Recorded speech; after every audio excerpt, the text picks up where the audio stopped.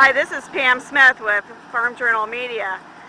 It's Monday morning and I'm out in the sweet corn patch. If you can hear me from the picker here, this is Maddox sweet corn outside of Niantic, Illinois, near Decatur, and this is their first picking of the season. I just had an ear right out of the field. It wasn't even cooked and it was sweet as sweet can be. You'll see the crews are sorting, and they have a lot of customers that are here lined up to pick up for vendors that are going to sell from the street side, and then they also deliver to Walmarts and various other grocery stores like Kroger.